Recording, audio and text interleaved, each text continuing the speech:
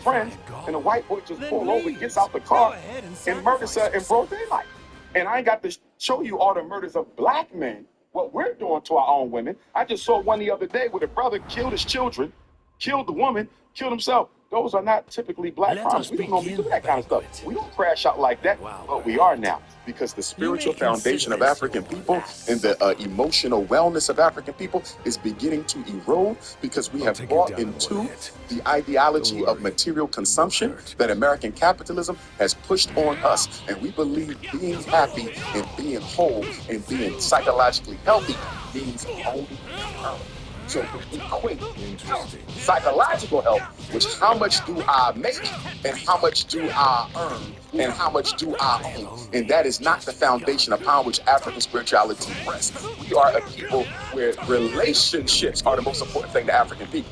Relationships, not what you earn, what you drive, and what you win. But we bought into that, and as a result of that, we are suffering from a spiritual famine. We are a spiritually famished people, and we're not recognizing it. And this is why rich blacks, as well as poor blacks, are equally likely to commit suicide or crash out on somebody else and take their life. So my thing is, when are we going to get back to valuing relationships and people more than the things that we own? That is a very big problem with us. So back to Diddy. What's your thought? Back to Diddy. It's hypocritical, Envy, because when I look at the amount of black women who are abused in the community, and I look at the amount of black people turn the other cheek to this. Being a therapist, I see these things.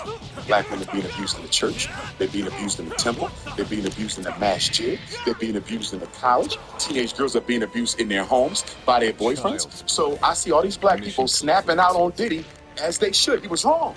But you didn't snap out on your son when he smacked his girlfriend up in front of your face. You didn't snap out on your brother when he choked out his fiance.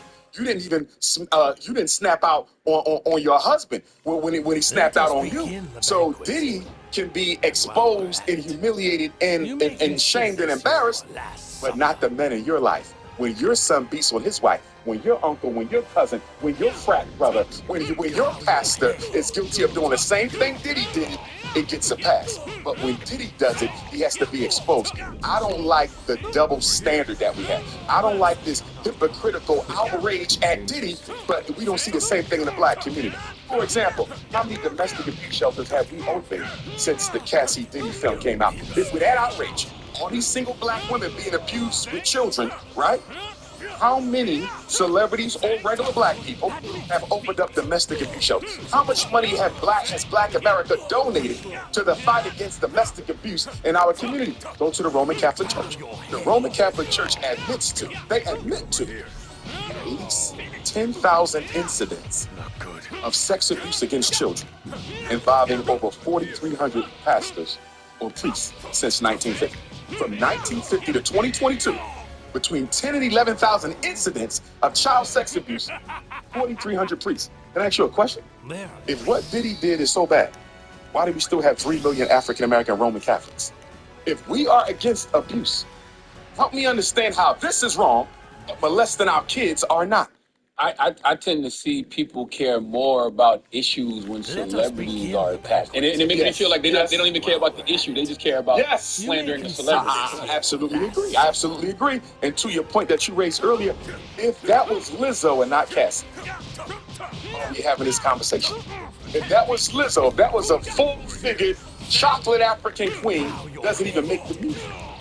And then the other thing, fellas, we got Lizzo, yes, she's like, got you. But if it's just a regular full-figure chocolate sister, right? And I do believe Cassie's complexion plays a role in this, because we do have a light skin supremacy issue in the black community. We also got dark supremacy issues as well. But if she's not a mixed race light skinned sister and not a celebrity, this ain't no issue.